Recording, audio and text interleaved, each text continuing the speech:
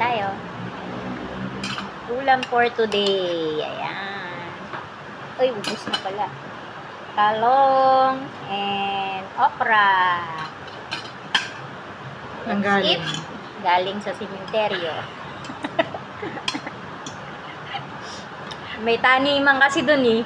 Ayan ang mga tanim. Nanguha ako. Tapos sa tabi nun, may nakalagay na mangga. Kinuha ko muna yung isa. Nagpaalam naman ako eh. Sarap ng okra. Maganda talaga pag nag-iikot ka eh, sa sementeryo kapag makapag-grocery ka, makapamalengke ka. For sure, 2 days. 1 and 2. Hindi, 31 pa lang nandun ako. Nag-iikot na. Nagbabantay na ako dun. Harap. Sarap na.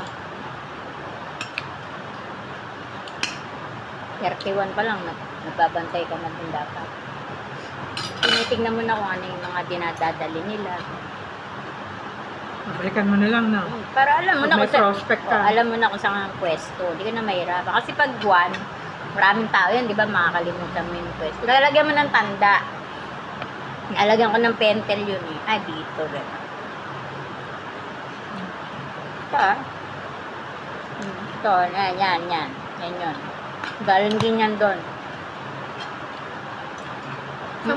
Saan mo inano yung mangga? Doon sa tabi ng kinuha ko ng talong sa okra. Puno ba yan? May tanim sila doon.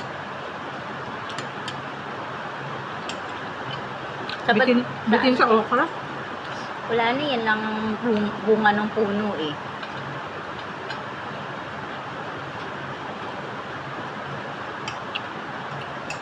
Sarap na.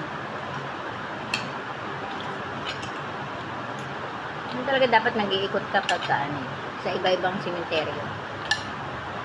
Hindi na uso ngayon yung kandila yung kinukuha eh. Yung mga alay na kinukuha. Dapat na mapabang na siya. Yung mga alay na kinukuha ngayon din. Sabi nila tumatabang daw eh. Pag Yeah. ano. Wala, naagapan mo lang. Huwag mo na masyadong patagalin.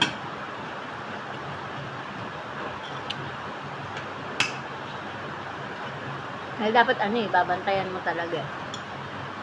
Kasi mauunahan ka ng iba pag hindi ka nakabantay. May mga kasabayan ako doon nag-iipon din eh. Sarap, no? Harap.